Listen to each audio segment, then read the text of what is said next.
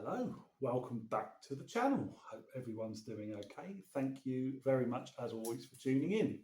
So, straight in with the records today. Excuse me, just a quiet weekend in for me.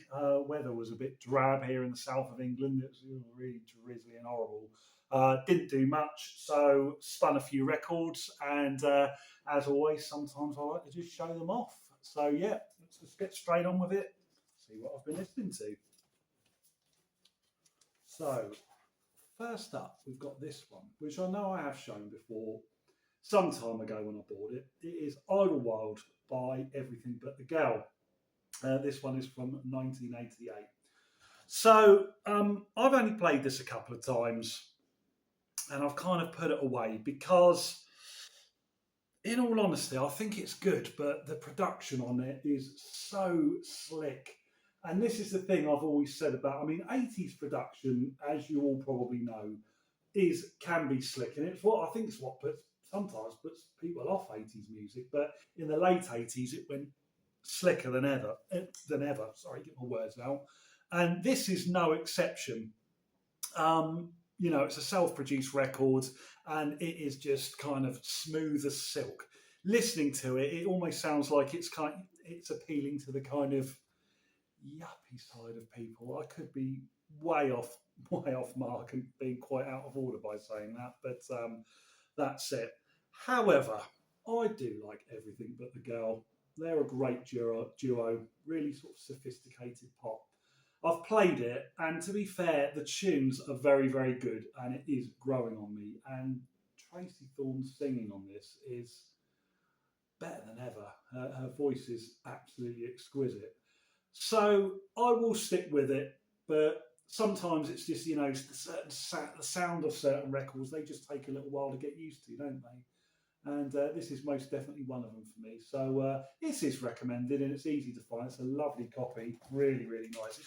It turns up from time to time. It doesn't cost much, bit like a lot of things from Everything But the Girl, certainly in the 80s. So yeah, not bad at all. Okay, this one is by a band called Squid. Was released last year, I believe, 2023, and the album is called Oh Monolith. Now, first of all, again, I have shown this recently when I bought it. I hadn't played it at the time, and it's bugging me because I'm sure that someone here in the VC either showed it or recommended it to me personally in the comments. If it was you, please chime in because I'm intrigued of who it was, because I don't know how else I found out about this record. It was just sitting on my wants list and it just turned up cheap, so I bought it. Anyway, it's a strange record, really. It's difficult to describe, and sometimes I would argue that the best records are the ones that are very, very difficult to pigeonhole and actually, sort of figure out what sort of genre they belong to. It's kind of listed as on Discogs as post-punk and math rock, whatever math rock is. I think I've sort of heard of it, but I don't know sort of what they mean about it. But it is kind of quite post-punky, really. I mean, it ventures into sort of, in the heavier moments, it ventures into almost kind of noise rock. It is really kind of thrashy and distorted. But then every single track on it has kind of mellow moments. It's quite unpredictable, disjointed. Would appeal to anyone who likes post-punk, would probably appeal to anyone who likes progressive rock, because it is just, an unusual kind of sound. But again, it's really difficult to pinpoint. Really, really, really difficult. But it comes highly recommended. They have done another album. I've looked up their discography, and they seem to be quite heavy on the sort of 4-track EPs and 12-inch singles. So I will check out their other stuff. What's also interesting about this one is when I cracked it open, got the standard in the sleeve with the record, and it comes with this booklet. I'm like, what's that? And it's a short story. It's by Paul Ewan, and it's called Lessons. I haven't read it yet. I'm going to.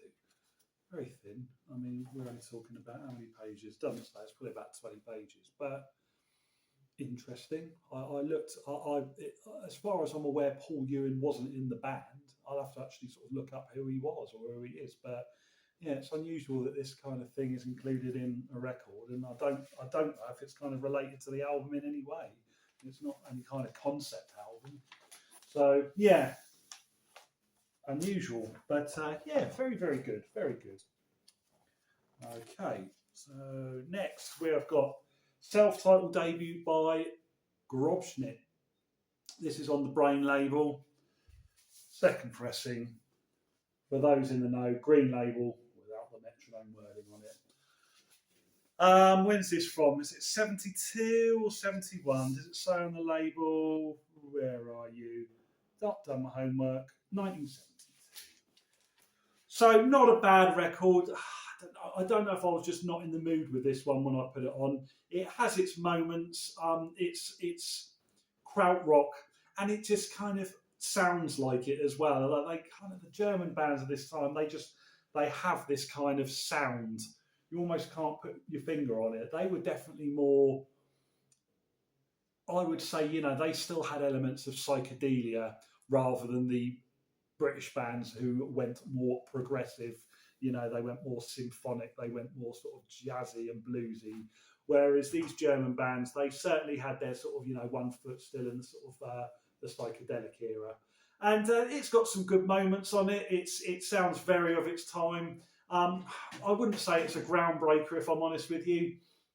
I will stick, I've had it for years and I will play it again. But yeah, it kind of, for some reason at the time, it didn't grab me. But that might be just down to my mood. But if you like progressive rock, if you like krautrock, it's certainly worth looking out for. It's not a difficult one to find. I don't know how easy you'll find it here in the UK. Certainly in Germany, it's not a pricey one. It's easy to find even the sort of later issues. But yeah, there we are. It's quite interesting. Okay, now this is an interesting one. Just get it. And an obscure one as well. Right. The cover. We'll get to the cover in a minute on this one. This is a one and done by a band called Slag. Where do they come up with these band names? Honestly, it's brutal, isn't it? It just sounds horrible, doesn't it? Slag. And actually, we will talk about the cover first on this one. So this is from 1971. One and done. They didn't do anything else. I think there were no singles. It's just this album, and it has been reissued. It's on CD, and there is a reissue on Acme. This is an original on the President label. You can see there. I don't really know much about President. I know they had quite a few releases, but as far as I'm aware, there wasn't much of this kind of obscure prog rock on this label at all. There must just be a label that wanted to take a punt on one of these bands.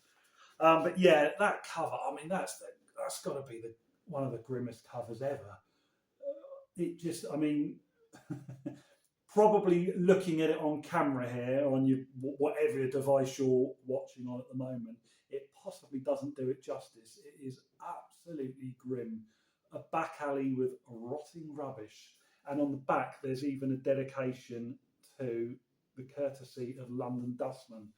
Now, I was born in 78, so I miss all the sort of bin strikes and shenanigans going on in the 70s that I've sort of heard about. But yeah, I'm guessing that was a bit of a bad time, maybe. Binmen were going on strike. There were all sorts of things going on, power cuts, weren't there? But yeah, they seem to have captured it. There's the band, and they certainly look the part.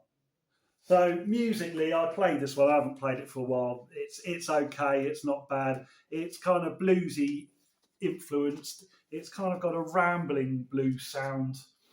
It reminds me, sort of, it's like the bluesy sound of, if anyone knows Jethro Tull's first record, this was. It's kind of got that sort of gruff, rambling kind of bluesy feel to it. But then it's got these kind of noodly moments where they go sort of a bit avant-garde.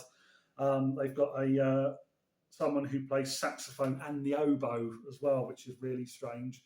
So it's an interesting band, but I mean, production-wise, it's very flat sounding. It really isn't. It's quite a lo-fi record, and the pressing quality isn't great either. It's quite, even though it's in good nick, it's quite crackly. It's just it's just one of those things. It's worth a bit of money now, but I bought it years ago and I didn't pay the earth for it. I mean, but I've never really seen it since. It's certainly quite a collectible. But would I recommend it? Well, I mean, if you want to have it for collectability, yeah.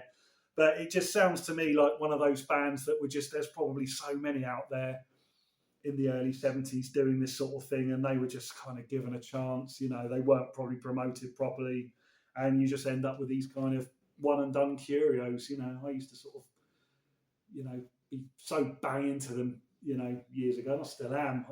I still find them interesting, but some are better than others, and this one's a little bit, it's interesting enough, but I don't really know what more I can say about it.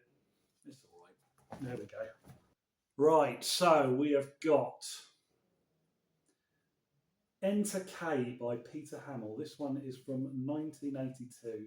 I know I have shown this one before because I would have shown it when I bought it back in London late last year. As far as I'm aware, I've got every single Peter Hamill album up to this. This is the latest one I've got. I've sort of, you know, ventured into the 80s albums. And I have to say, out of the ones I've got, I think this is his best one. This is fantastic. This is absolutely brilliant. Absolutely fantastic stuff. There's a couple of tracks on here that just stand out. Track 3, Accidents, which is so menacing and strange. It's just got these huge drums and this kind of like backwards piano going through it, and it's just so good. And the closing track, which is about 9-10 minutes long, Happy Hour, which just kind of builds and builds. It is wonderful stuff. And yeah, there's a lot that he's done. A lot of great albums, really has. I mean, I like pretty much all of them. Black Box is brilliant. Nadir's Last Chance is brilliant, or is it Nadir's Big Chance? It's one or the other, isn't it? I don't know. From 1975, anyway. But I think this is the best, and he's done plenty of albums after it. So I think I'm going to delve a little bit further into his 80s work. This only cost me £10.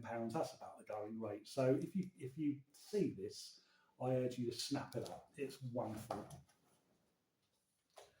Okay, this album here. Oh my word, this was a good one. Right, this one is by Startled Insects, and it's called Curse of the Pheromones, and it's from 1987. It's got a lovely sleeve. You see that? Ready? So you remove the inner sleeve and it's got this kind of silk screen effect. You put it back and it just kind of reacts into this kind of 3D effect, which is lovely. Absolutely lovely. Now, I bought this one. I got it on Discogs. I bought it last year and it kind of sat there, as some of them do, for a while. And I played this one for the first time about 2 months ago. I remember thinking, oh, yeah, that's good. And I kind of put it aside and forgot about it. And I dug it out this weekend. I was like, I must play this again. And God, yeah, it's good. It's so good. It's from 1987. And a bit like Squid that I mentioned earlier, I don't know how to class it. It's kind of like a kind of electronic jazz. It sounds nothing like 1987 at all. I've just mentioned earlier that things in the late 80s always have slick production. This doesn't really, I mean, it sounds fantastic, don't get me wrong, but it sounds nothing like anything else from 1987, and quite frankly sounds nothing else like I've ever heard. It's all instrumental, and I think just if you like post-punk, if you like progressive rock, if you like jazz, if you like synth pop, or all of those things like I do, this is going to appeal to you. I read up a little bit on them, and apparently they went on to do a load of TV work, but they then later worked with Massive Attack, Madonna. I don't know what on, but apparently they teamed up with a lot of different people later on. I think they only did one other album under this name. I think they later changed their name to just the Insects, but I can't say I know much about them. And I can't quite remember how I came about getting this. It was just, I think it was just on my Discogs wants list, and I just picked it up. I've checked the Discogs prices again, and it's cheap. There's copies on there in the UK for less than £10 in VG Plus condition. So I don't know. I've never seen it in the wild, but God, if you fancy a punt, this is fantastic. This is so different. It's so interesting, but it's not too experimental. It's very, very listenable. And I tell you what, I can't wait to play this one again. I really can't. It's a brilliant record.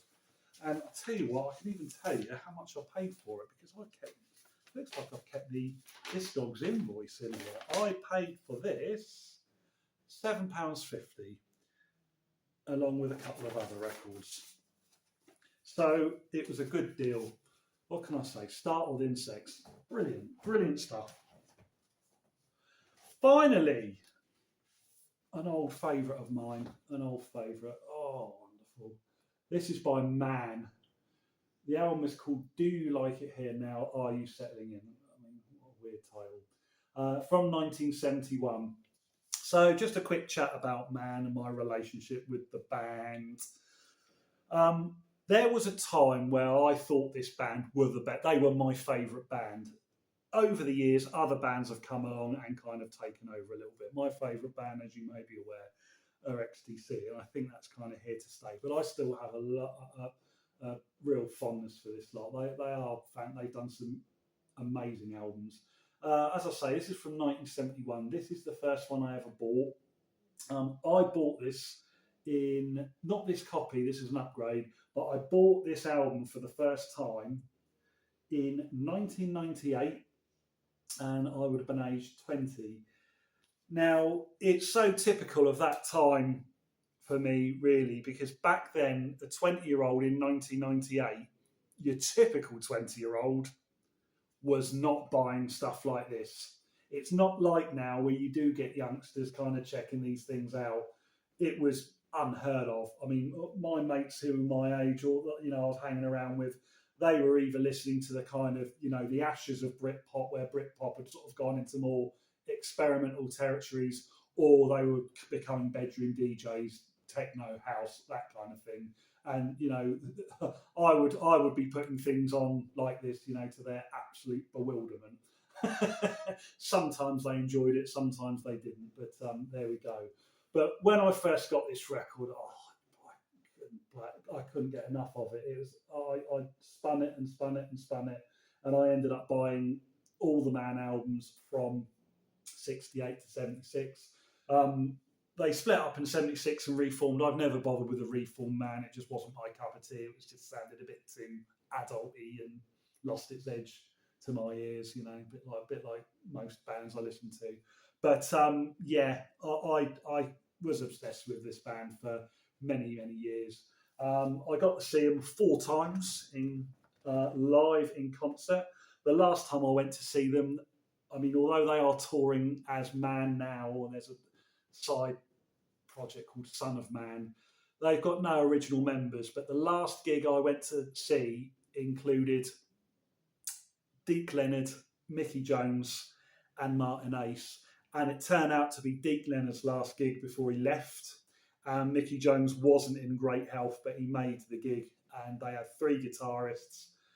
They played for 2.5 hours. It was at the 100 Club in London, which was a venue at the time I didn't really know much about, but I went there. And I didn't really know. I just wanted to go and see them again. I took a mate along with me to kind of, see what it was all about. And we just went to that gig, not realising it was a bit of a historic gig for them.